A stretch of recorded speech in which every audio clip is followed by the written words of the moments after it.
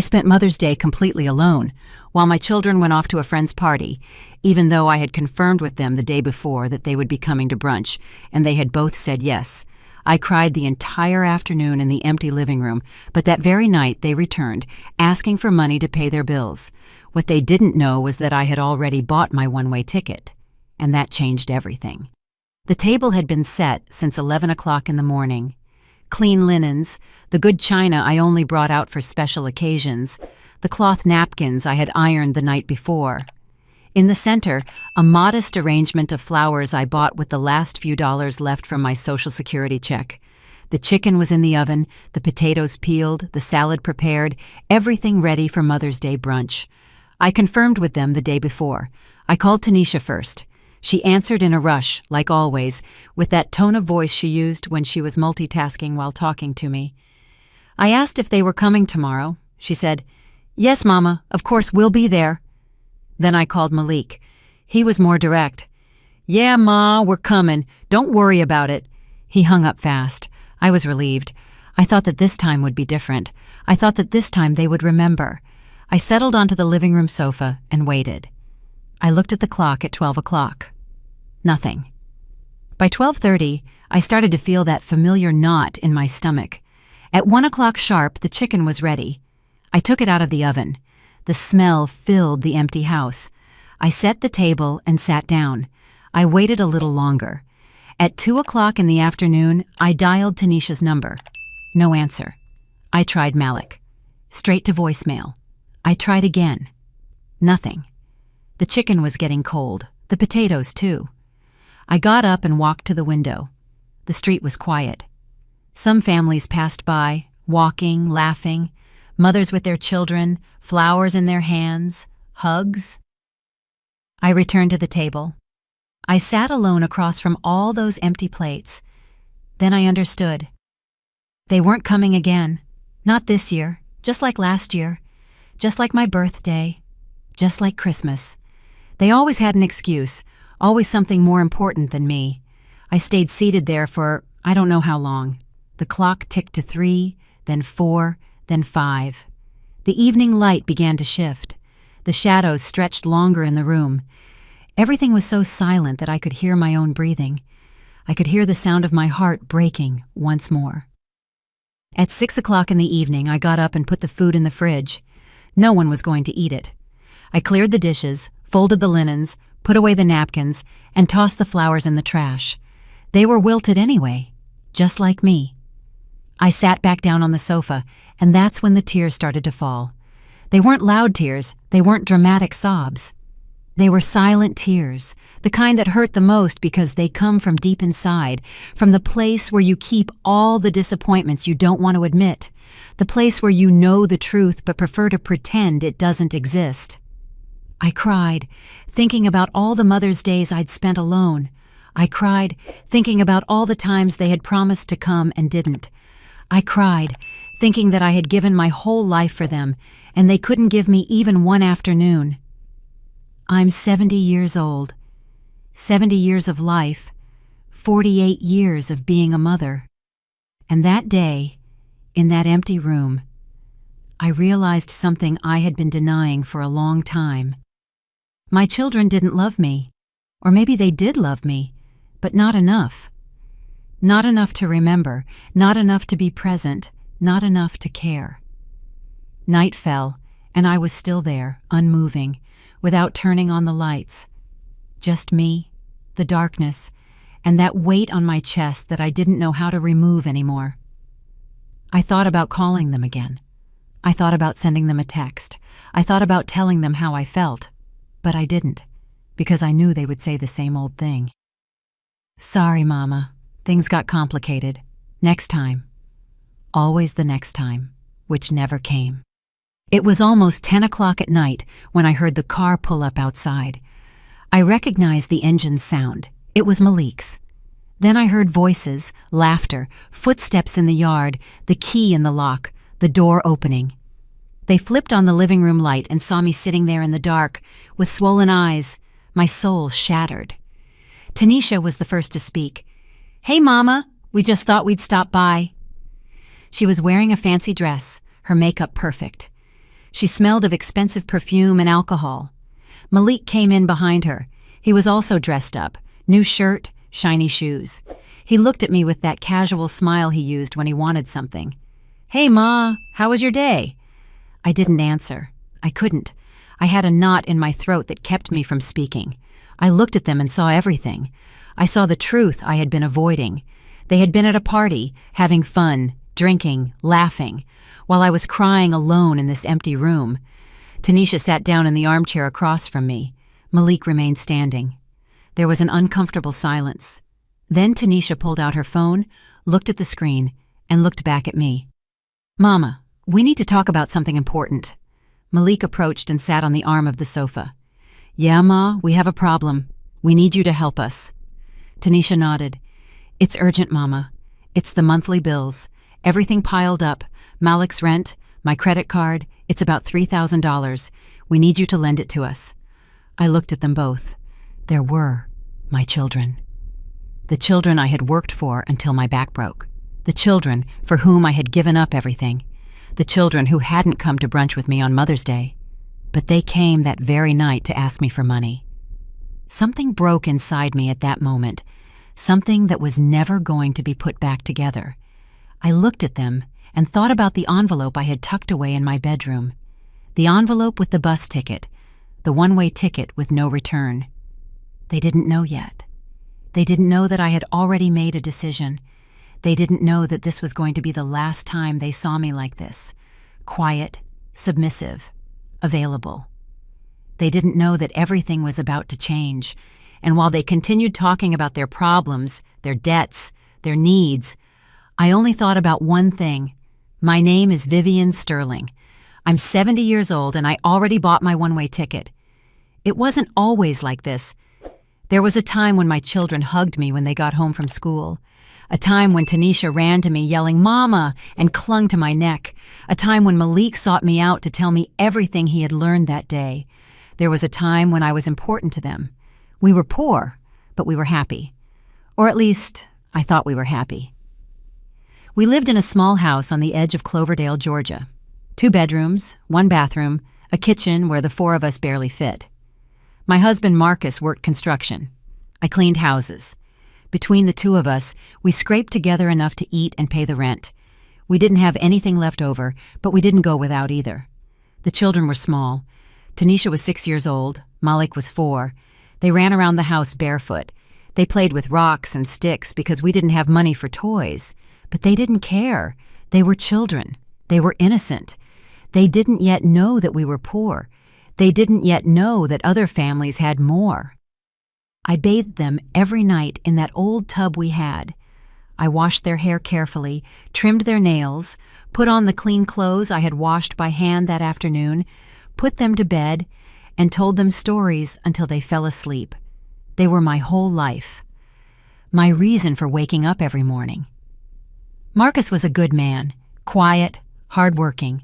He didn't talk much, but he loved me in his own way. He came home tired from work, sat at the table, and ate what I had prepared. Sometimes he looked at me and said, "Thank you, Vivian."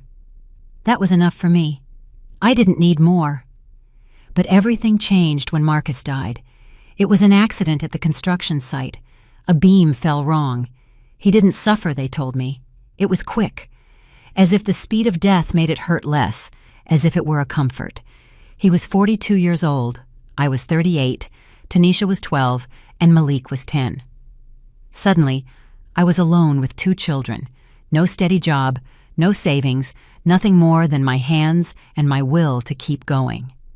The survivor benefits they gave me after Marcus's death were pitiful, $500 a month. It wasn't enough even for food. So I worked. I worked like I had never worked in my life. I cleaned 3 houses in the morning, washed other people's clothes in the afternoon, ironed at night. I slept 4 hours if I was lucky. I got up before dawn, and I went to bed after midnight. My hands became calloused, my back started aching, my knees began to give out, but I didn't care because my children were okay. Because Tanisha and Malik had food on the table, because they could go to school, because they had clean clothes, because they had shoes, because they had a mother who would give her life for them. And I was ready to give it. Tanisha was the oldest, always more serious, more responsible. She helped me with Malik, looked after him when I had to work late, prepared dinner for him, and helped him with his homework. She was an adult child in a child's body, and I felt guilty about that, for robbing her of her childhood, for forcing her to grow up so fast. Malik was different, cheerful, a dreamer, always inventing things. He drew on any paper he could find. He told me that when he grew up, he was going to be an artist, that he was going to be famous, that he was going to buy me a big house, and that I would never have to work again.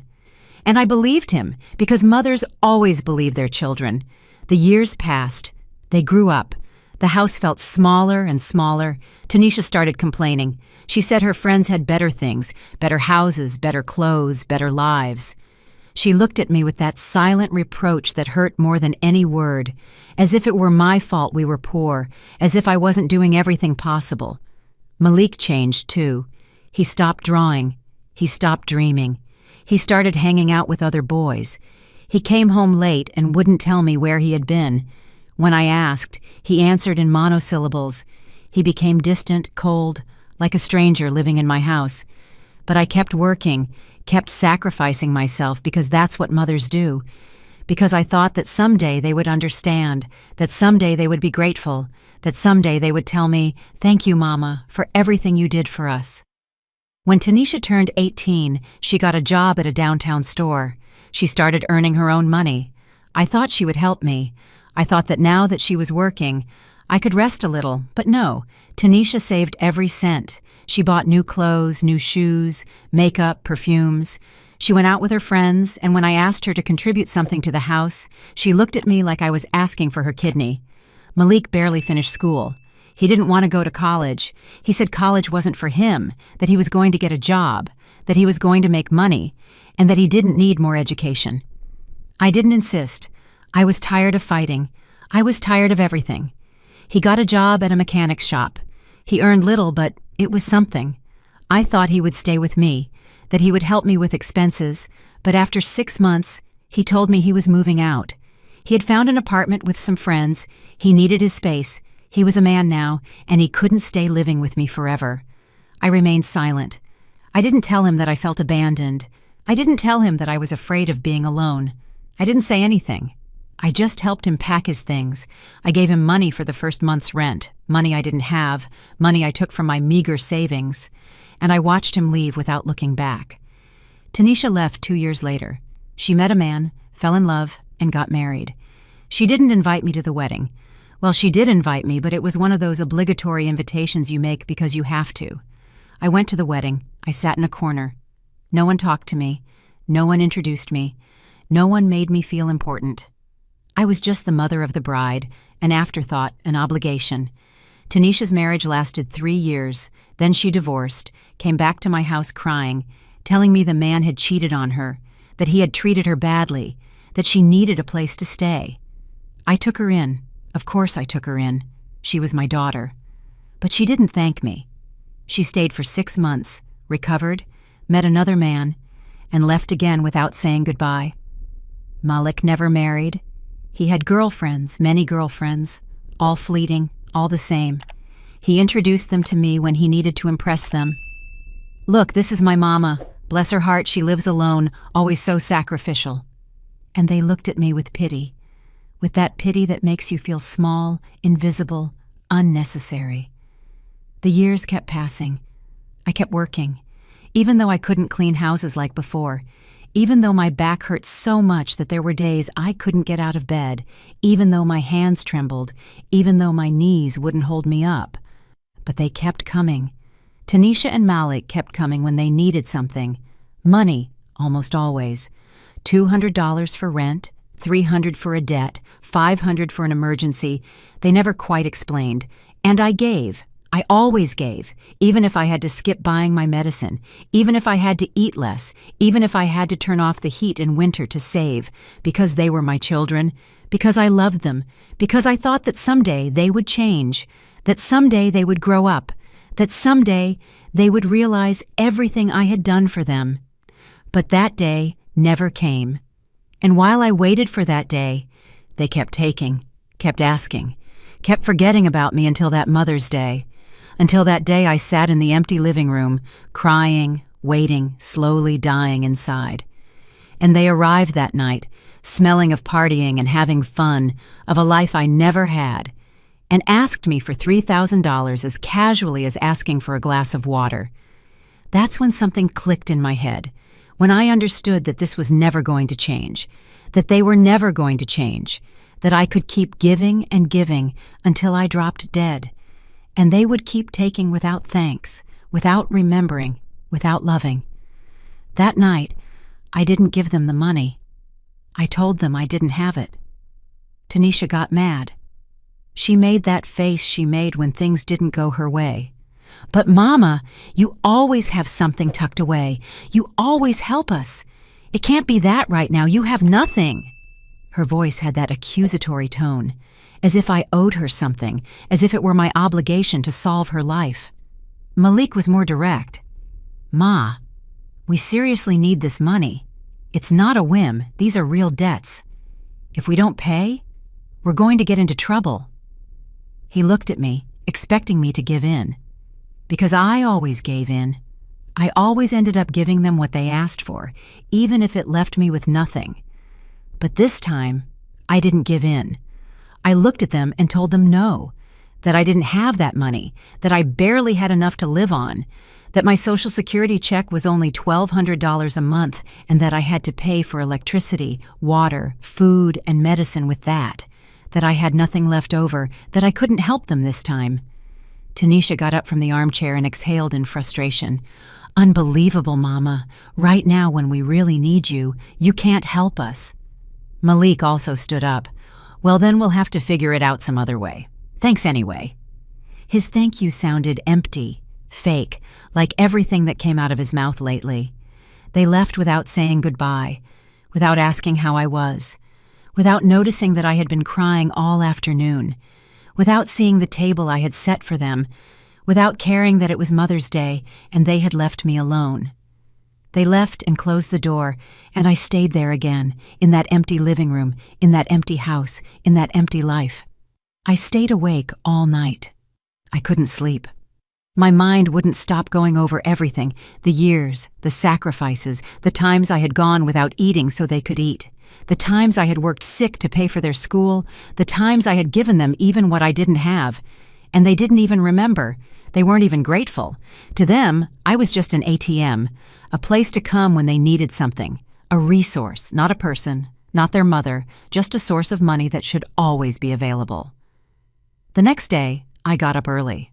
I hadn't slept, but I got up anyway. I made myself a cup of coffee, sat in the kitchen, and made a decision. I was going to investigate. I was going to know the truth, because something didn't add up. Malik had a job. Tanisha did too. Both of them earned more than me.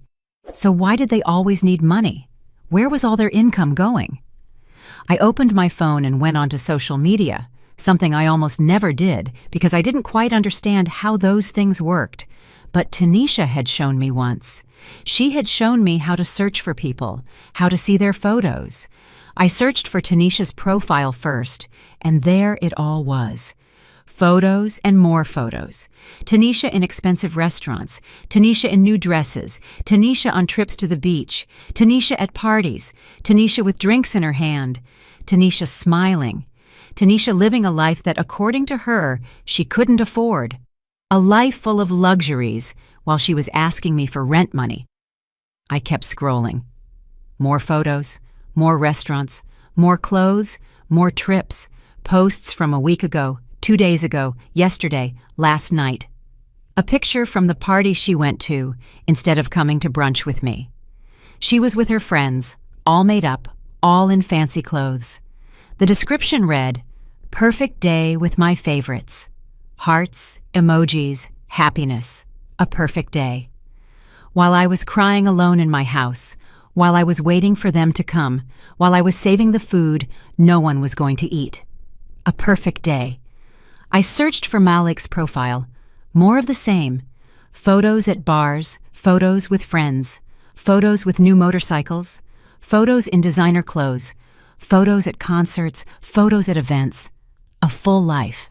An expensive life. A life that didn't match someone who couldn't pay his bills. I stared at those photos for hours. I felt a strange feeling in my chest. It wasn't just sadness. It was something deeper. It was the feeling of having been cheated, of having been used, of having been foolish for all those years. Then I saw something that chilled my blood, a group chat. Tanisha had accidentally posted a screenshot, or maybe not accidentally. Maybe she didn't care who saw it. It was a group called the Sterling Kids. It was just the two of them, Tanisha and Malik. The screenshot showed part of a conversation. Malik had written, "Did you ask the old woman yet?" Tanisha replied, "Not yet, but I know how I'm going to work her. I'll tell her it's urgent. You know how she is. She always falls for it." Malik, LOL. Yeah, poor thing. But hey, that's what she had us for, right? To take care of her when she's old, and in the meantime, she can fund us a little longer. I read that once, twice, 3 times. I couldn't believe what I was seeing. The old woman, poor thing, fund us a little longer. That's how they talked about me. That's what they thought of me. As a burden, as a future obligation, as someone to make fun of. In the meantime, I closed the phone. My hands were shaking. I felt nauseous. I got up and went to the bathroom. I looked at myself in the mirror. I saw a 70-year-old woman, tired, worn out, with deep wrinkles, completely white hair, sad eyes, hands deformed from working so much. This was me, Vivian Sterling, the woman who had given her whole life for 2 children who called her the old woman. The woman who had broken her back, working so they could have everything she never had. The woman who kept giving them money while they mocked her in their private chats. I went back to my bedroom and opened the drawer of my nightstand. I took out an old box where I kept important papers, documents, receipts, and proof of payments. I started reviewing everything. I mentally tallied up how much money I had given them over the last 5 years. $20,000. In 5 years, I had given them $20,000. Money I took from my Social Security check, money I saved by not buying things for myself, money I borrowed and was still paying back, $20,000 that they spent on parties, clothes, trips, and whims, while telling me it was for emergencies, for urgent debts, for necessities. They lied to me. They had always lied to me, and I had always believed them. Because that's what foolish mothers do, believe their children even when all the signs say they shouldn't. I put the papers away, closed the box, and sat on the edge of my bed. In that moment, I understood something fundamental. If I didn't change this, no one would. They were never going to wake up one day and decide to treat me better. They were never going to be grateful. They were never going to appreciate me. They were never going to love me as I loved them. I had 2 options. Continue like this until I died. Keep being the old woman they fund. Keep giving them everything until I had nothing left, until I died alone and forgotten in this house, while they continued with their perfect lives, posting happy photos online. Or I could do something different, something I had never done, something that scared me just to think about. I could choose myself for the first time in 70 years. I could think about me. I could do something for me. I got up, went to the living room, and turned on the old computer I had, the one Malik had given me years ago when it was too slow for him. I went online and searched for retirement communities near the coast. I don't know why I searched for that. Maybe because I had always dreamed of seeing the ocean, of living near the water, of hearing the waves, of feeling the breeze, things I never did because I was always too busy giving my life to others. Several results popped up. Quiet places, communities for older adults, small but respectable homes, affordable prices. Far from this city, far from this life, far from them. I wrote down some numbers, some names, some addresses. I turned off the computer, and there, sitting in the room where I had cried the day before, I started planning something I never thought I would do. I started planning my escape, my freedom, my new life. A life where Vivian Sterling wouldn't be the old woman, where she wouldn't be the funder, where she wouldn't be the forgotten mother. A life where I could simply be Vivian, a woman, a person, someone who matters. But first, I needed to know more. I needed to understand exactly how deep the deception went. I needed to see with my own eyes who my children really were. So I decided to do something I had never done. I decided to investigate them, follow them, and observe them without their knowledge. I called Eleanor. Eleanor Johnson, my old neighbor, the only person in this world who still treated me like a human being. I had helped her years ago when her husband died. I lent her money, I gave her food, I comforted her in her grief, and she never forgot it. Unlike my own children, Ellie knew how to be grateful. Ellie answered on the second ring. "Vivian, it is good to hear your voice. How are you?" Her voice was warm, real. We talked for a while. I told her a little, not everything. I couldn't tell her everything. I asked her for a favor. I needed her to help me get information. I needed to know where my children were going, what they were doing, and who they were with. Ellie didn't ask why. She just said, "Count on me." We arranged to meet the next day. That night, I slept a little better. Not because I was calm, but because for the first time in a long time, I felt like I had a purpose, a plan, a direction. I was no longer just the woman who waited. Now, I was the woman who acted. Ellie came to my house the next morning. She brought coffee and pastries. She sat with me at the kitchen table and listened. I told her everything. I showed her the screenshots I had saved. I showed her the receipts for the money I had given them. I showed her the photos on social media. Everything. Ellie listened in silence. When I finished, she just took my hand and said, "Vivian, this has to end." And I knew she was right. It had to end, but not just any way. It had to end the right way, a way that would give me back my dignity. Ellie knew people. She had contacts. Her nephew worked at a law firm. She told me she could get me an appointment, that he could help me organize my things, my papers, my money, my life. I accepted. 3 days later, I was sitting in an office across from a young lawyer. His name was Avery Jones. He was about 35. He was serious but kind. He offered me water and asked me to tell him my situation, and I talked. I talked more than I had talked in years. I told him about my children, about the money, about the lies, about how they treated me. I showed him everything I had collected. He took notes. He asked questions, questions no one had ever asked me, questions about me, about what I wanted, about what I needed. Avery explained several things to me. He explained that I was not obligated to give my children money, that they were adults responsible for their own lives, that I had the right to live peacefully, that I could do whatever I wanted with my money, my house, and my time. He talked to me about wills, bank accounts, and inheritance. He told me I could change everything, that I could protect the little I had, that I could make sure that when I died my things would go to whoever I decided, not necessarily my children. That conversation opened my eyes. I had never thought about those things. I always assumed that everything I had belonged to them, that when I died they would inherit, that was the natural order.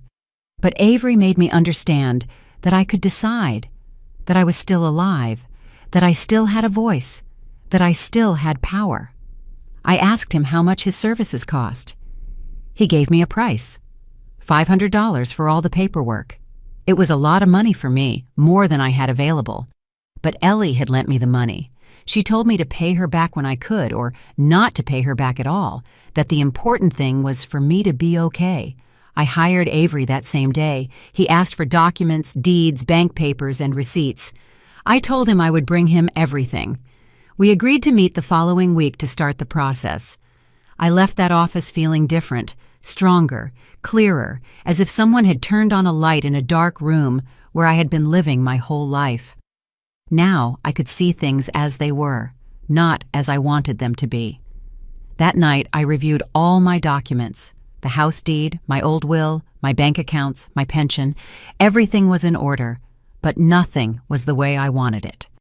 The old will said everything went to Tanisha and Malik in equal parts, the house, the money, everything, as if they deserved it, as if they had done something to earn it. I decided that was going to change, but not yet.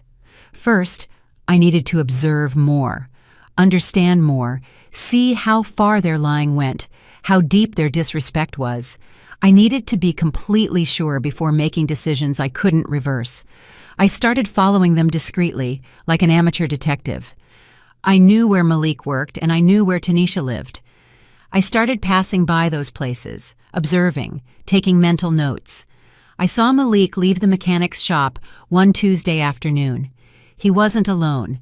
He was with a young woman, very young, maybe 25 years old. They got into a new car, a car I didn't recognize, an expensive car.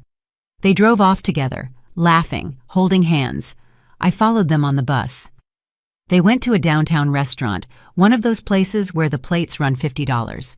I watched them go in. I saw them sit next to the window. I saw them order wine. I watched as Malik showed her the menu, how he smiled at her, how he treated her like she was someone special. My son, who told me he couldn't pay his rent, was spending $100 on dinner. My son, who was asking me to borrow money, was in a new car. My son, who was supposedly broke, was living like he was swimming in money. I stayed outside the restaurant. I waited. I don't know why I waited. Maybe because I needed to see more. I needed to confirm what I already knew. They came out 2 hours later, still laughing, still happy. They kissed on the street, got into the car, and left. I returned home on the last bus of the night. I arrived tired, sad, but also surer, more convinced that what I was doing was right. The next day was Tanisha's turn. I knew she worked at an office in the mall. I went early. I sat on a bench outside her job. I waited. I saw her leave at lunchtime. She was with 2 friends, the same ones from the photos on social media. They went to a clothing store. I followed them. I went into the store behind them.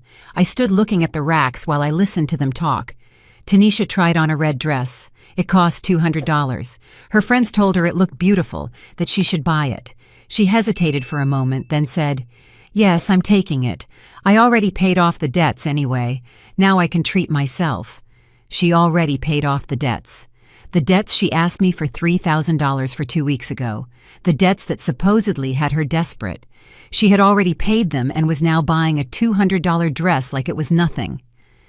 I left the store before them. I didn't want them to see me. I didn't want to confront them yet. It wasn't the right time. I went back home. I sat in my room and took out an old notebook I had. I started writing down everything I had seen, the dates, the places, the expenses, the lies. I called Avery the next day and told him what I had discovered. He listened to me. He said that all of it was useful, that it would help me make better decisions. He asked me if I was sure about what I wanted to do. I told him yes, surer than ever. We started the process. Avery drafted a new will, one where I decided who inherited what. He prepared documents to change the beneficiaries of my bank account. He prepared everything so that when I died, my children would not automatically receive anything, or they would receive the minimum, whatever I decided to give them. But we also talked about something else. We talked about what to do while I was alive. Avery suggested I open a new account, an account my children didn't know about, where I could keep my money, where they couldn't ask me because they wouldn't know it existed. I did exactly that. I opened an account at a different bank. I transferred most of my pension to that new account. I left only the minimum in the old account, just enough to make it seem like I barely had enough to live on, which was true. But now I had a little saved. A little that was only mine. A little that no one was going to take from me. I also started selling things. Old things I had in the house. Furniture I no longer used. Clothes that no longer fit me. Books, dishes, things I had accumulated over 50 years of life. I sold them online with the help of Ellie, who understood those things better than I did. It wasn't much money, 50 here, 100 there, but it added up. I saved every cent in my new account, my secret account, my escape fund, because that was what I was planning, an escape, a way out, a way to disappear from this life that was slowly killing me. Every day that passed, I was surer. I didn't want to continue like this anymore. I didn't want to be the mother who begged for crumbs of affection. I didn't want to be the old woman who funds them. I looked up bus tickets.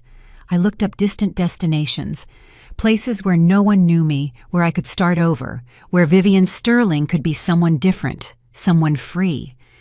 I found a coastal town about 600 miles from here, a small, quiet place, with cheap houses, with a view of the sea, with that ocean I always wanted to see. The ticket cost $70, one way. I saved that information. I hadn't bought it yet, but I knew I would soon. In the meantime, I kept pretending. I kept being the same Vivian as always when Tanisha or Malik called, which was rare. Very rare. 2 weeks passed without hearing from them. Not a call, not a text, nothing, as if I didn't exist, as if I had died and no one had noticed. But I was fine. For the first time in a long time, I was fine being alone, because I knew that loneliness was temporary, because I knew I was doing something, that I was taking control, that I was building something new. Ellie came to visit me often. We drank coffee. We talked. She told me about her grandchildren, about her life. I told her about my plans. She supported me. She told me I was doing the right thing, that I deserved to be happy, that I deserved to live for myself. One day, she said something that stuck with me. Vivian, you gave 50 years of your life for them. Now it's time for you to give yourself at least 10 years for you, before it's too late. And she was right. I was 70 years old.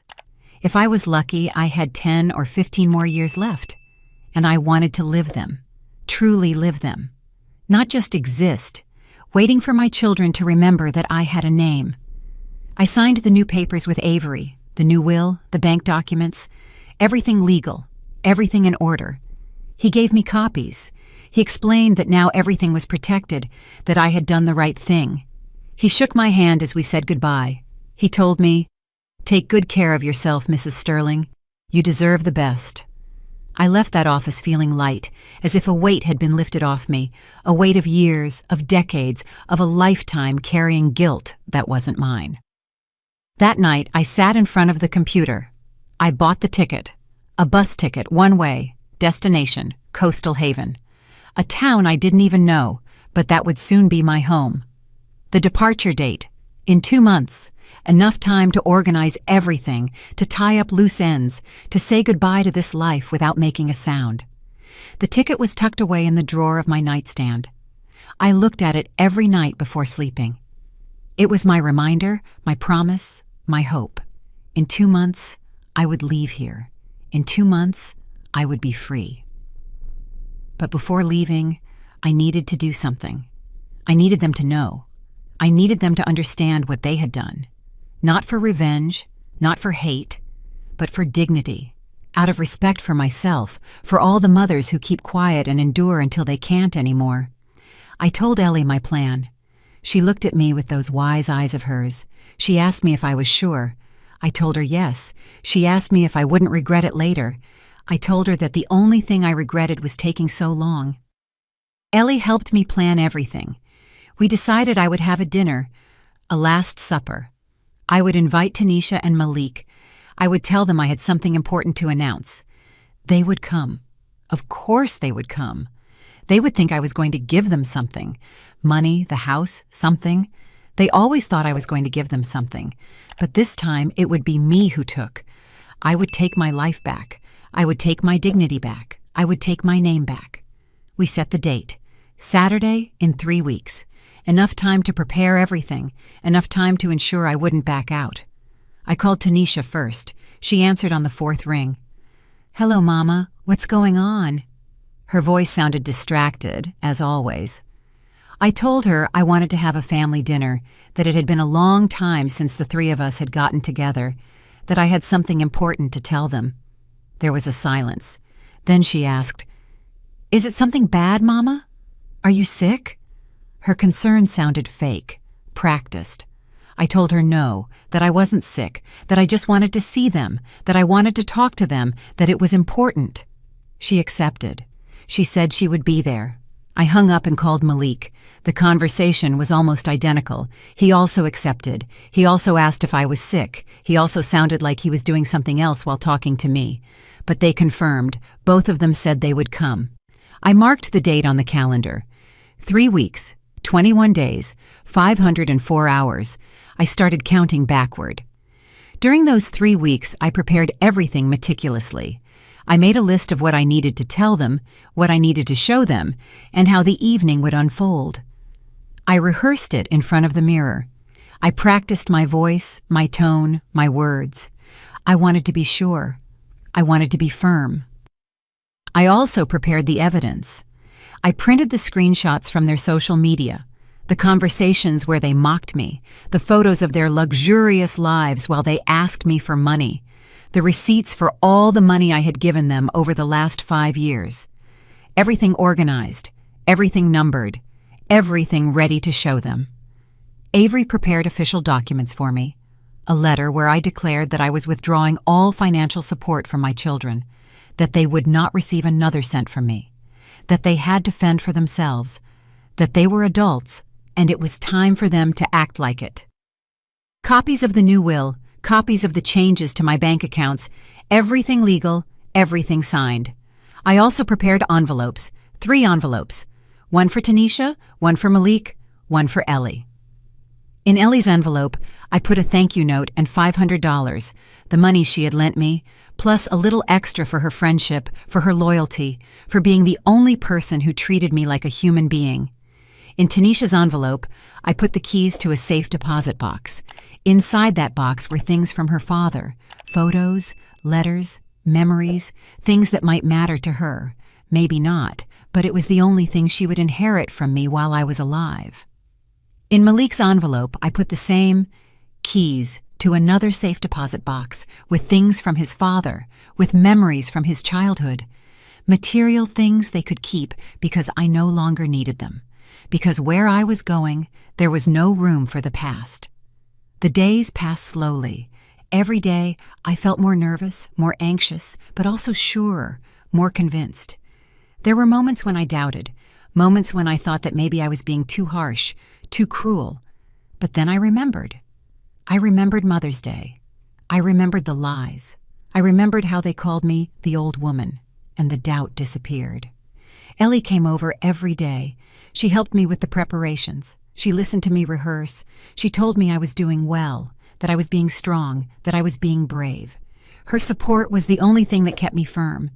A week before the dinner, I got a call from Malik. He needed money again, $500 to fix his car. He said it had broken down, that he needed the car to work, that if he didn't fix it, he would lose his job. The same old story, the same script. I told him I didn't have it. I told him to wait until after dinner, that we would talk then. He got upset. He said he couldn't wait, that it was urgent. I repeated that I didn't have it. He hung up angry. 2 days later, I saw a photo on his social media of the new car, the same car I had seen him in with the young girl, running perfectly, without any problems. Lies. Always lies. They weren't even trying to make the lies believable anymore. The day of the dinner arrived, Saturday. I got up early. I cleaned the whole house, not because they deserved it, but because I deserved it. Because I wanted my last dinner in this house, as the mother of Tanisha and Malik, to be dignified. I wanted everything to be perfect. I cooked all day.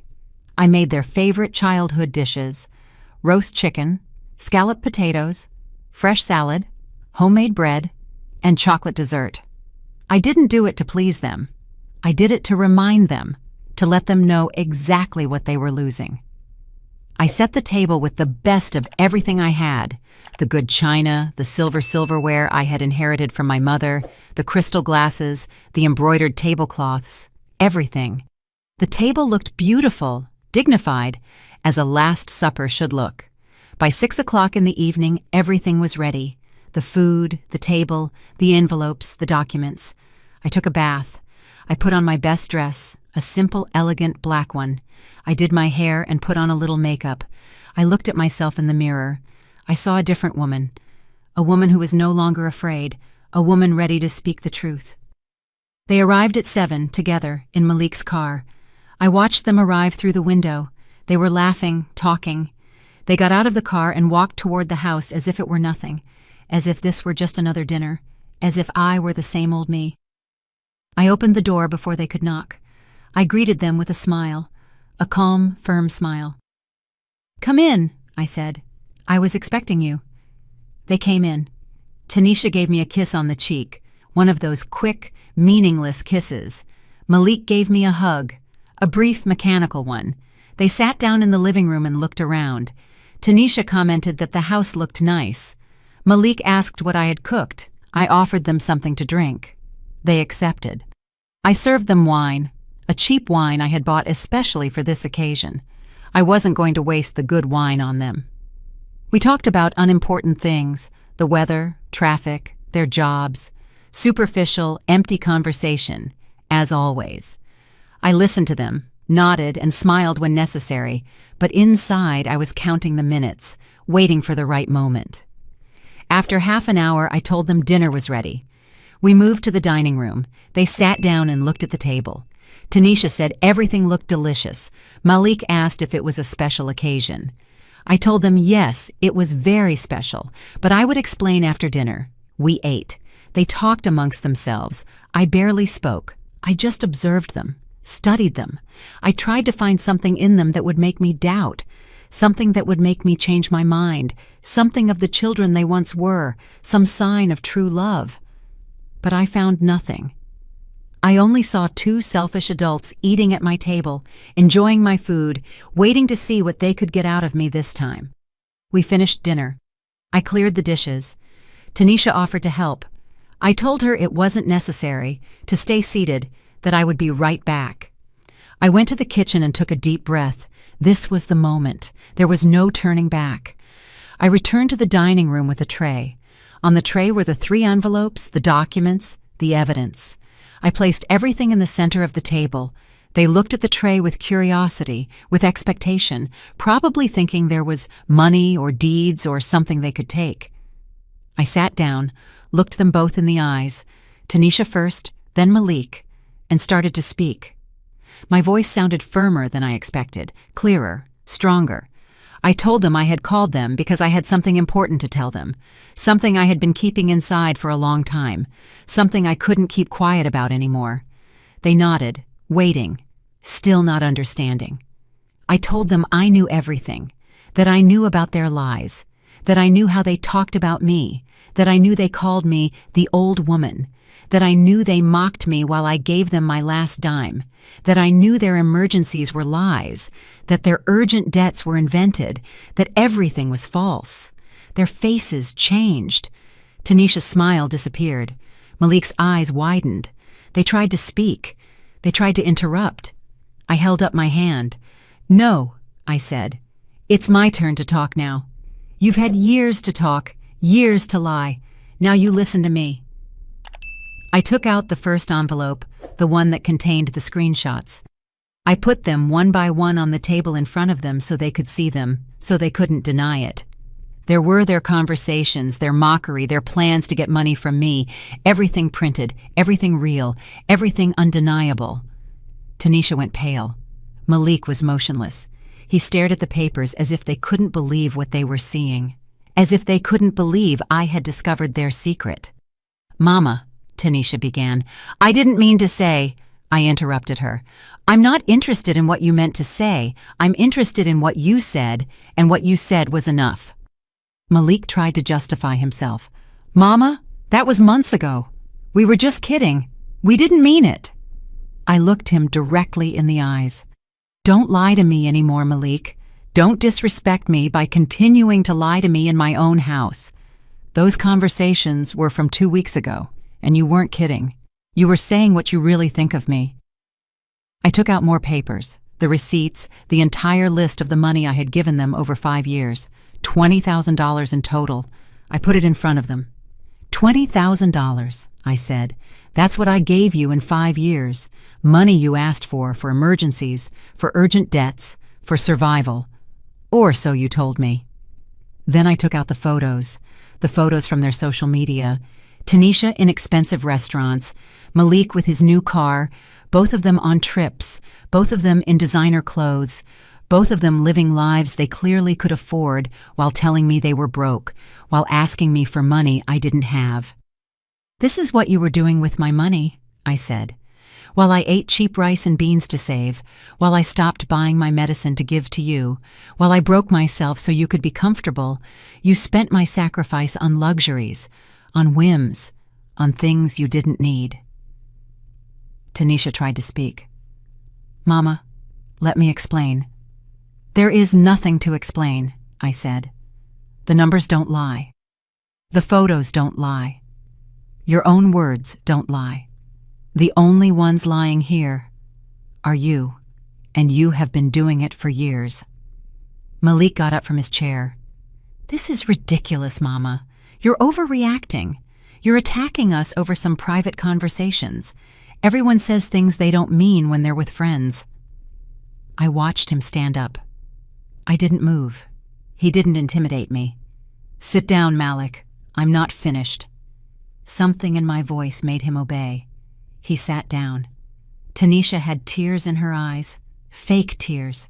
Tears of shame at being caught, not tears of true remorse. I knew the difference. I told them about Mother's Day. I told them exactly how I felt.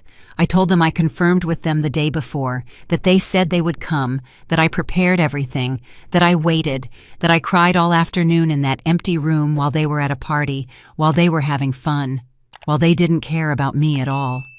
Tanisha sobbed. Mama, I'm so sorry. It was a mistake. We should have come. A mistake? I repeated. A mistake is forgetting to buy milk. A mistake is being late. What you did wasn't a mistake. It was a choice. You chose a party over your mother. You chose your friends over me.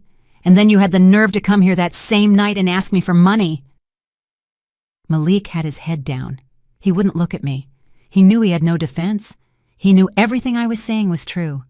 I told them that the night they arrived asking for $3,000 was when something shifted inside me, when I understood that it was never going to be enough, that I was never going to be important to them, that I was just a source of funds. I took out the documents Avery had prepared, the new will, the bank changes. This is what I came to tell you tonight, I said. This is the important announcement I had to make. I showed them the will. I explained that I had changed everything, that they would no longer inherit automatically, that I had decided what to do with my things, with my money, with my life. Tanisha stopped crying. She looked at me with wide eyes. What does that mean, Mama? It means I took control, I replied. It means you won't manipulate me anymore. It means you won't lie to me anymore. It means you won't get another cent from me. It's over. Malik stood up again. This is crazy. You can't do this. We're your children. We have rights. I looked at him coldly. You have a right to nothing. I worked for every cent I have. I broke my back to give you everything, and you paid me back with lies and contempt. So yes, I can do this. And I already have. I showed them the bank papers. I explained that I had opened a new account, that most of my money was there, that they didn't have access, that they would never have access, that what I decided to do with that money was my business, not theirs. Tanisha stood up. Her face changed. Sadness turned to rage. This is what that snake Ellie told you, right? She put these ideas in your head. She's manipulating you. I looked at her with pity. Ellie is the only person who has treated me with dignity in years, the only one who listens to me, the only one who cares about me as a person and not as an ATM. So don't you dare speak ill of her. Malik started pacing. This can't be happening. This can't be real. We've always loved you, Mama. We've always been there for you. I laughed, a dry, humorless laugh. Been there for me? Where have you been? Malik, where were you on Mother's Day? Where were you on my birthday? Where were you when I was sick last year? Where were you when I needed you? He didn't answer. He couldn't answer, because the truth was, they were never there. They only showed up when they needed something. They only called me when they wanted money. The rest of the time, I didn't exist to them. I handed them the envelopes with their names on them. These are for you, I said. Open them if you want, or don't open them. I don't care anymore. Tanisha opened hers with trembling hands, took out the keys, and looked at the paper that explained they were for a safe deposit box with things from her father. Nothing else? Is this it? She asked, Her voice sounded incredulous. "That's it," I confirmed. Malik didn't even open his. He left it on the table. The three of us looked at each other in silence. A heavy silence, full of painful truths, full of years of mistakes, full of a relationship that had been broken for a long time, and that I was just admitting. Tanisha tried one last resort. "Mama, please, can we fix this? We can change. We can be better children. Give me a chance." I shook my head. "You had years of chances. Every Mother's Day I spent alone was a chance to change. Every time I gave you money I didn't have was a chance to be grateful. Every time I forgave you was a chance to be different. There are no more chances left." Malik came up to me. He took me by the shoulders. "Mama, this is a mistake. You're angry. I understand, but don't make decisions you're going to regret. We're your family. We're all you have." I removed his hands from my shoulders. "Exactly, Malik. You're all I have. And that's very sad, because what I have is nothing. 2 children who don't love me, who only use me, who only remember I exist when they need something." I told them to leave, that dinner was over, that I had said everything I had to say, that there was nothing more to talk about. Tanisha started crying again. This time, maybe they were real tears, tears of realizing what they had lost, or maybe just tears of rage. I didn't care anymore. Malik stood there looking at me as if I were a stranger, and perhaps I was. Perhaps he never truly knew me. Perhaps he never bothered to know me. To him, I was always just Mama, the person who gives, the person who fixes problems, the person who is always there. Never Vivian, never a person with feelings, with dreams, with dignity. I walked to the door. I opened it and waited there for them. "Go," I said. And this time my voice didn't tremble. This time I didn't feel guilt.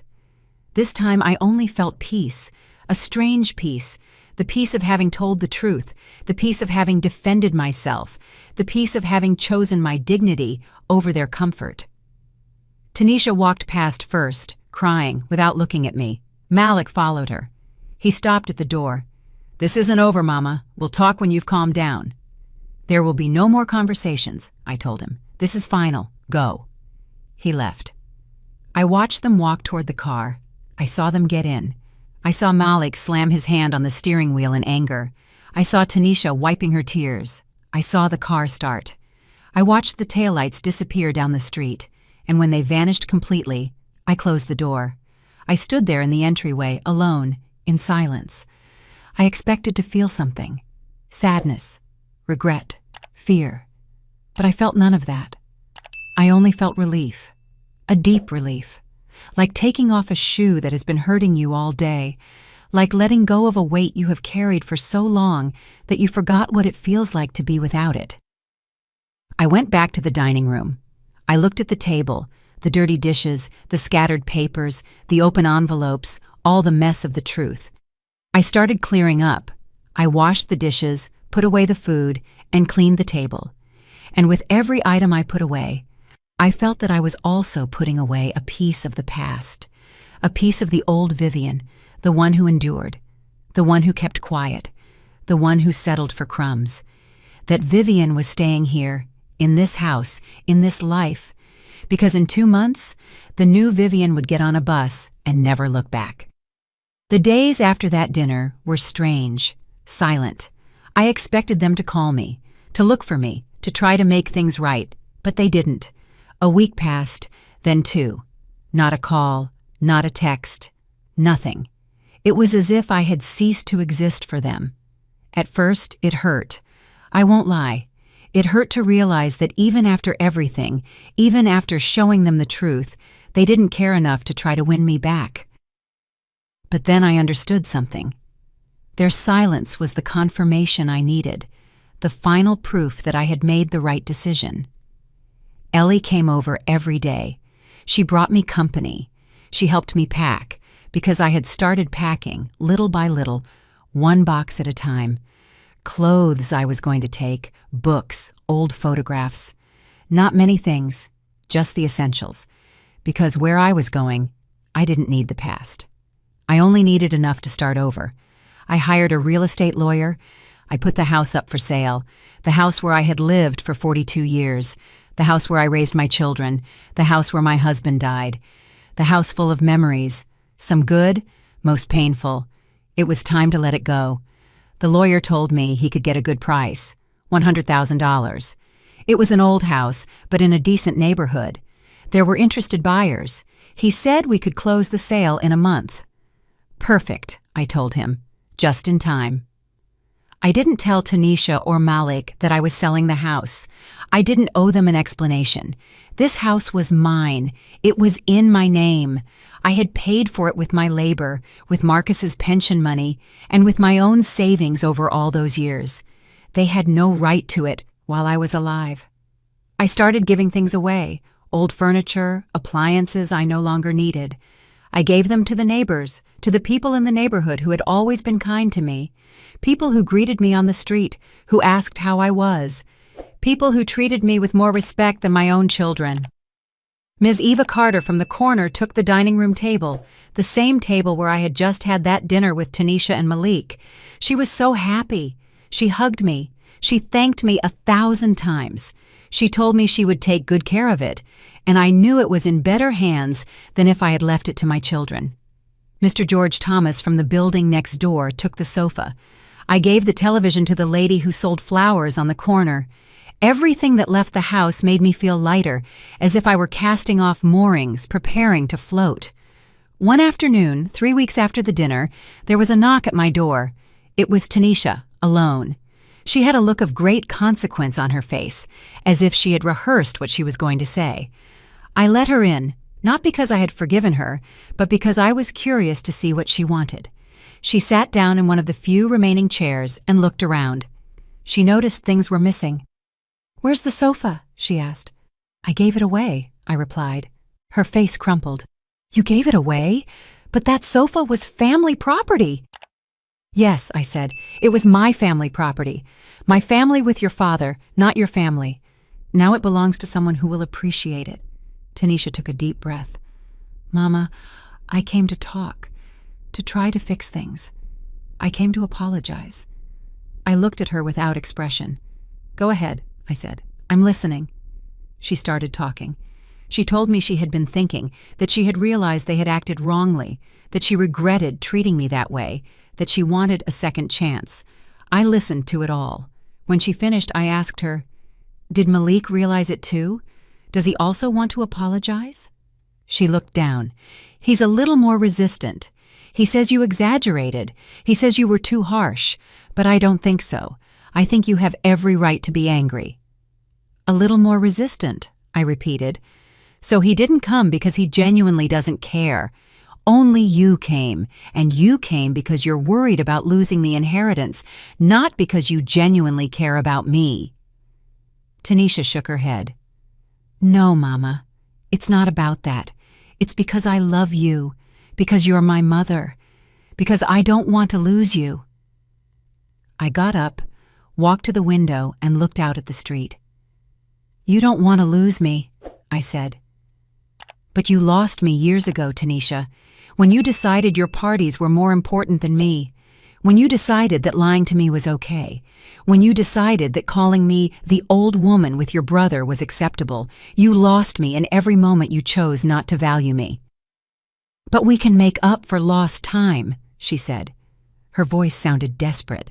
"We can start over now. I can be better. I can visit you more. I can call you more often. We can do brunch together, whatever you want." I turned around and looked at her. "It's too late for that," I told her. Then I told her I had sold the house, that I was leaving, that I had bought a bus ticket to a place where she wouldn't be able to find me, that I was going to start a new life, a life where Vivian Sterling wouldn't just be someone's mother, where she would simply be Vivian. Her face went pale. "You're leaving? Where? When? For how long?" Those were the wrong questions. The right questions would have been, "Why are you leaving? What did we do to make you reach this point? How can we make you stay?" But she didn't ask them, because deep down, she only cared about knowing where her inheritance would be.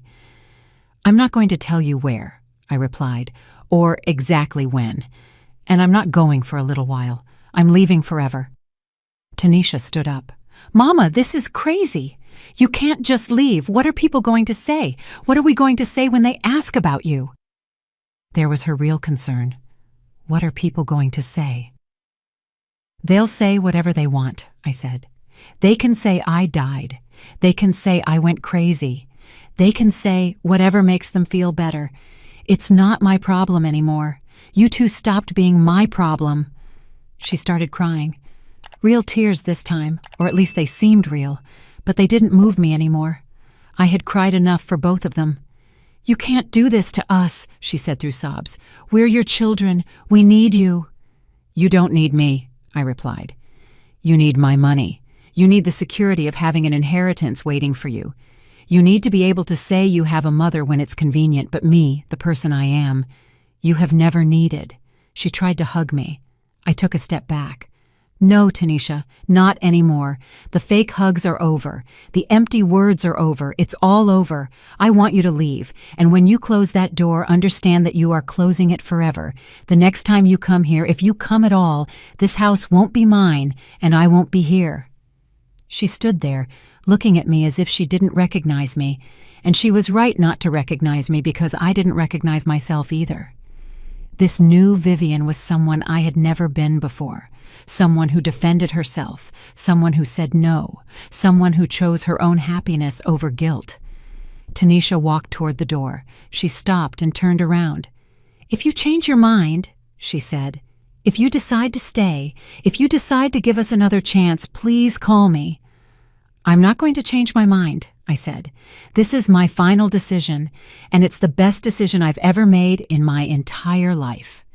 She left. She closed the door slowly, as if closing it slowly could make it hurt less. I stood there, waiting to feel something, guilt, sadness, regret, but I only felt more peace, more clarity, more certainty that I was doing the right thing. That night, Ellie came for dinner. I told her about Tanisha's visit, about what she had said, about how she had left. Ellie listened to me while we ate the soup she had prepared. When I finished talking, she just said, "I'm proud of you, Vivian. So proud." Those words touched my soul because no one had told me that in years. No one had been proud of me. My children never were. Marcus perhaps was, but he never said it aloud. Ellie was the first person in decades who made me feel like I was doing something right, something brave, something important. I gave her the envelope with her name on it. She opened it, saw the money, and tried to give it back to me. "No, Vivian, this is too much. I don't need it. I lent it to you from the heart." "Ellie," I insisted, "you have been more family to me in these last few months than my children have been in years. Please accept it, not just as payment, but as thanks for seeing me, for listening to me, for treating me like a person." She finally accepted. She hugged me, a real hug, one of those that mean something, one of those that makes you feel that you are not alone in the world. We cried together, but they weren't sad tears. They were tears of liberation, of friendship, of two older women who understood each other without needing explanations. The following days were a whirlwind. The house buyer rushed the process. He wanted to close in 2 weeks. "Perfect," I said. "The faster, the better." I signed papers, documents, transfers, everything legal, everything necessary so that when I left, there would be no loose ends. Avery helped me with everything. He made sure the sale money went to my new account, the account my children didn't know about, $100,000. It was more money than I had ever had in my life, and it was all mine to do whatever I wanted with. I only withdrew what I needed in cash, $5,000. The rest I left safe in the bank, protected, for my new life, for emergencies, for whatever. But no one but me would have access. No one but me would decide what to do with it. A week before I left, I received a text from Malik. It was the first time I had heard from him since the dinner. The message said, "Mama, Tanisha told me you're leaving. I don't know if it's true, but if it is, please reconsider. Don't do anything crazy. Think about us. Think about the family." I didn't reply. There was nothing to say. I deleted the message. I blocked his number. I did the same with Tanisha's number. I didn't want their texts anymore. I didn't want their calls anymore. I didn't want anything from them. The moving day came. People from a company came. They took the few boxes I had prepared. I sent them by package delivery to Coastal Haven, to a small hotel where I would stay for the first few weeks while I looked for a permanent place. Everything was organized, everything was planned, everything was ready. The house was empty, completely empty.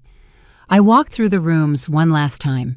The room where I slept with Marcus, the room where Tanisha and Malik grew up, the kitchen where I prepared thousands of meals, the living room where I cried on that Mother's Day that changed everything. I said goodbye to every space, not with nostalgia, but with acceptance.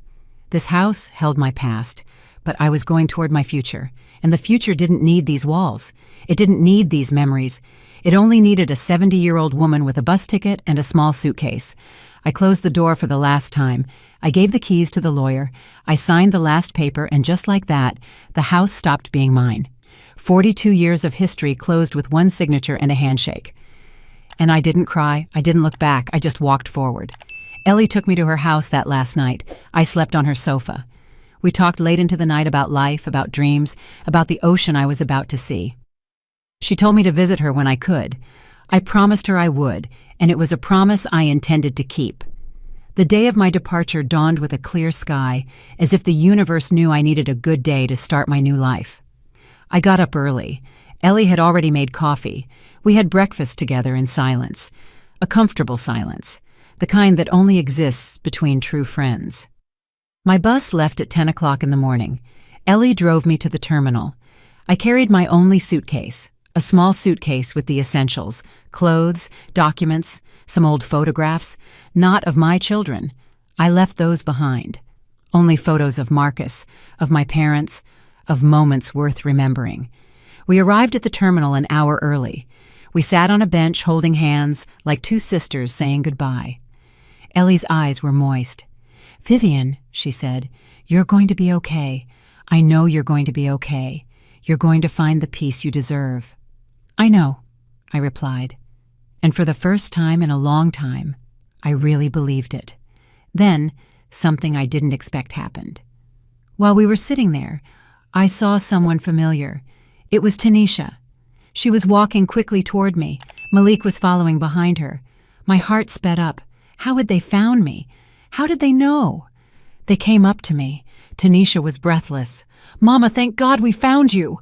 Malik looked at my suitcase, my ticket in hand, the reality that I was leaving finally sinking in for them. Ellie stood up, placing herself between them and me, as if protecting me. "What are you doing here?" she asked them. Tanisha ignored her. "Mama, you can't leave like this, please. We have to talk." Malik nodded. "This is insane. You're our mother. You can't just disappear." I looked at them, calm, calmer than I thought I would be. "How did you know I would be here?" I asked. Tanisha hesitated. Then she spoke. "I called Ellie. I begged her to tell me. I told her we needed to say goodbye to you, that we needed to talk one last time." I looked at Ellie. She shook her head. "I'm sorry, Vivian. She called crying. She said she just wanted to say goodbye. I thought maybe it would be good. I thought maybe you needed that closure." I wasn't angry with Ellie. I understood why she did it. She had a good heart. She thought she was doing the right thing. "It's okay," I said. "It's fine." I stood up. I faced my children. "You have 5 minutes," I told them. "Tell me what you came to say." Malik spoke first. "Mama, you sold the house. Our house. The house we grew up in. Without even telling us, without asking us. How could you?" I looked at him directly. "That house was mine, Malik, not yours, not Tanisha's. Mine. I paid for it. I lived in it. I decided what to do with it. You have no right to it." "But it's our inheritance," Tanisha said. "It's what you were going to leave us. It's our future." "Your inheritance," I repeated. "Your future. It's interesting that you only think about what you will receive when I die, never about what you could give me while I'm alive." Never about how you could make my last years good. Only about what you will inherit." "That's not true," Malik said. "Of course, we think about you. Of course, you matter to us." I laughed, a bitter laugh. "If I mattered to you, you wouldn't be here complaining about the house. You would be asking me why I'm leaving, asking me if I'm okay, asking me what I need. But no, you only care about the money, as always." Tanisha started crying again. "Mama, please, don't leave hating us. Don't leave like this. We can change." "I swear we can. We can be better. Give me a chance. Give me time to show you I can be the daughter you deserve." I looked at her. "You had 50 years to be that daughter, Tanisha. 50 years. I don't have any more time left to wait." I took 2 envelopes from my purse, the last 2 envelopes I had prepared. I handed them over, one for each of them. "This is the last thing you will receive from me," I said. "Open them when you leave. Not now, when you leave." Tanisha took her envelope with trembling hands. Malik left his in his pocket without looking at it. "What's inside?" Malik asked. "A letter," I replied, "telling you everything I couldn't say all these years, everything I kept quiet, everything I endured, everything you deserved to hear a long time ago, and also something else, something you need to know." Tanisha opened her envelope, despite me telling her to wait. She took out the letter and started reading. Her face changed. She paled. She looked at Malik. "Malik, you have to read this." He took out his envelope and read too. Both of them looked at me with expressions of shock. In those letters, I had written the complete truth. I told them about every sacrifice. Every time I ate less so they could eat more. Every time I skipped buying my medicine to pay for their school. Every time I worked sick so they could have new clothes. I included numbers, dates, details they never knew or chose to ignore. I also told them about the money. I told them exactly how much I had received from the sale of the house, $100,000. I told them that they wouldn't see a cent of that money while I was alive, that I would use it to live out my last years as I wished, without asking anyone for permission, without feeling guilty. I explained that I had changed my will, that when I died, the little that remained would be divided as follows: 50% for Ellie for being the only person who treated me with dignity, 25% for a charity organization that helps abandoned elderly women, and 25% divided between the 2 of them, if they were still alive to receive it. "This can't be legal," Malik said. "There has to be some law that protects children, that gives us a right to inheritance." I looked at him with pity. "It is completely legal, Malik. Avery made sure of that. I have every right to do what I want with my money, with my property, with my life, and this is what I chose to do." Tanisha was still crying. "But Mama, you don't have to leave. Stay. Live close to us. We can take care of you. We can be more present, please." "I already bought the ticket," I said. "I already closed the sale. I already said goodbye. There is no turning back. This is final." They announced my bus. "Departure to Coastal Haven, gate number 6, final call." It was my signal, my moment. I picked up my suitcase. Ellie hugged me tightly. "Take good care," she whispered in my ear. "Write me when you arrive. Call me when you can. And above all, be happy. You deserve it." I promised her. I turned to leave. Tanisha grabbed my arm.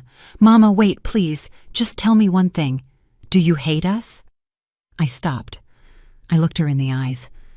"I don't hate you," I said, "but I don't love you enough to keep sacrificing myself for you either. And that's the difference. Love has to be mutual. It has to be reciprocal. And ours never was." Malik stepped forward. "Then what are we now? What are we to you?" "Nothing," I replied, and the word sounded harsher than I intended, but it was the truth. "You are nothing to me because I was always nothing to you, just a source of funds, just an obligation, just someone who was there because she had to be. Now I don't have to be, and I chose not to be." I walked toward the boarding gate. They followed me a few steps. Then they stopped, as if they finally understood that there was nothing else to do, nothing else to say, that this was real, that their mother was truly leaving and that they had caused it. I showed my ticket. The driver checked my bag. He told me to get on board. I climbed the steps of the bus and found my seat. It was next to the window. I sat down and looked outside.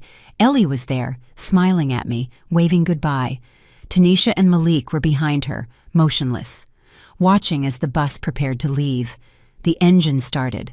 The bus began to move, slowly at first, then faster. I watched Ellie get smaller. I saw my children standing there, unmoving, probably processing what had just happened, processing that their mother had left them, that their source of money was gone, that they no longer had anyone to turn to when they needed something. The bus pulled out of the terminal and onto the highway. The city began to disappear behind me.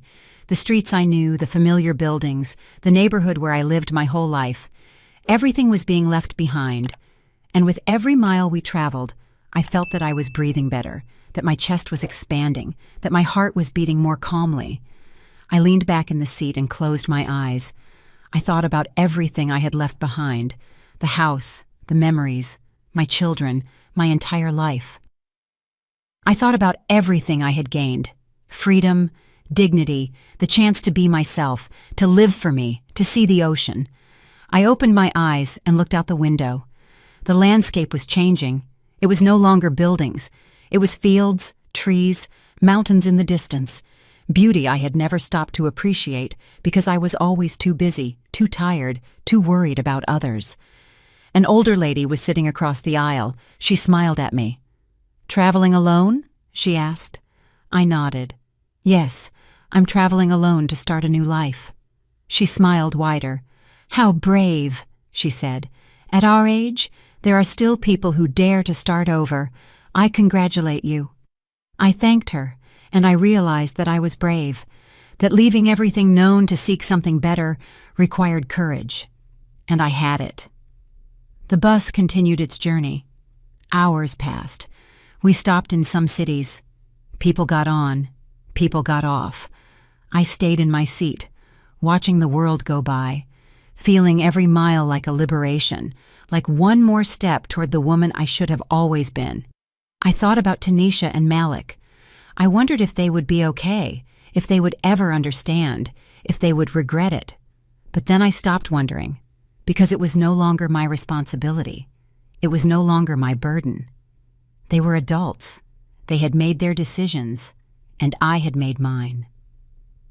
I took out a new notebook I had bought. I opened the first page. I wrote, "My name is Vivian Sterling. I'm 70 years old, and today I begin to live for the first time in my life. I begin to live for me."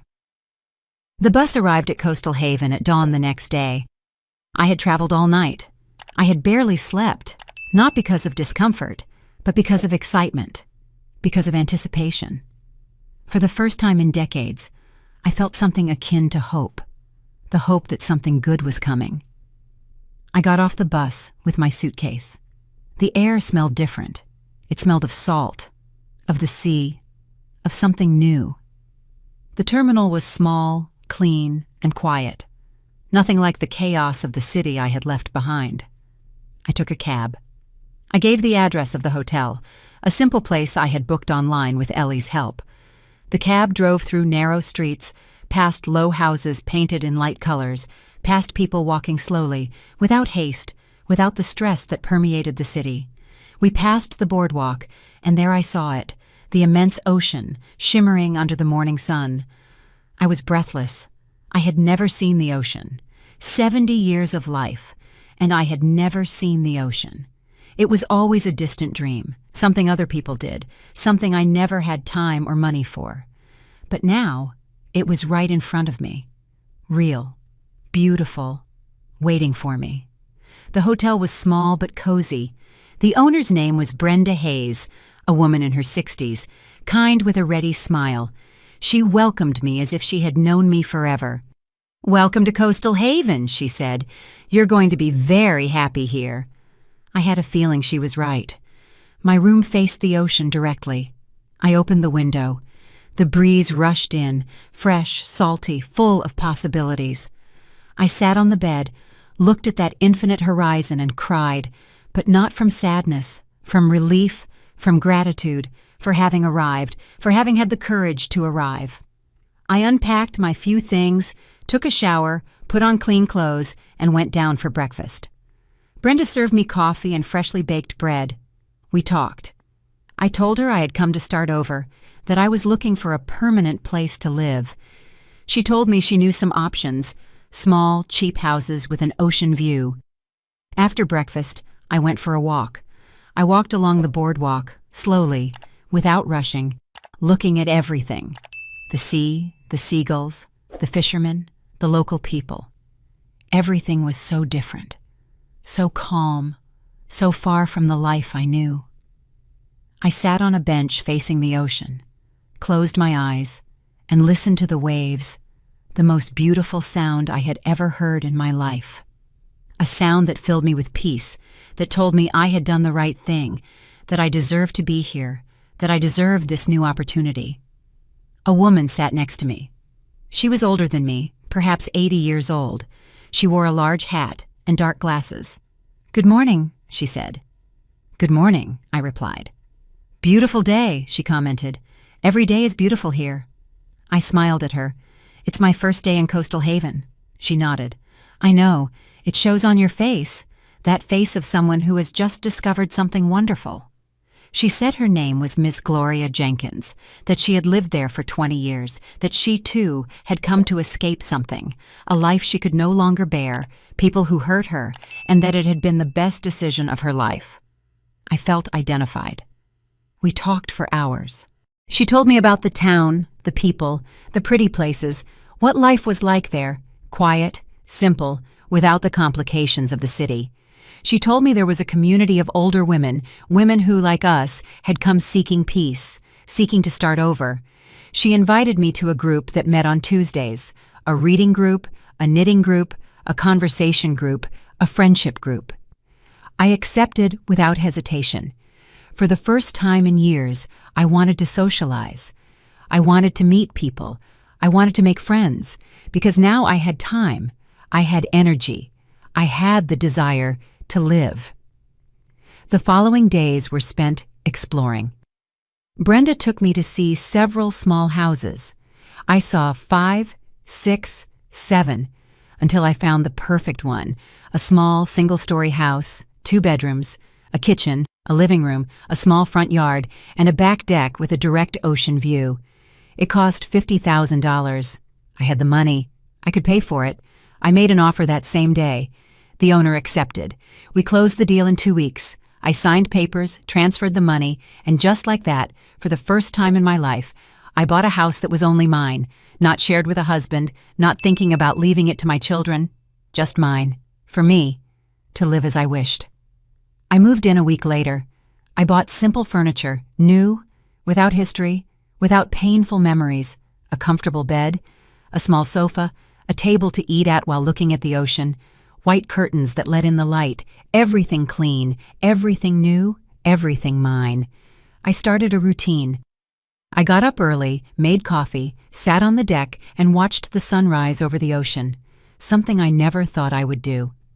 Then I walked on the beach, collected shells, dipped my feet in the cold water.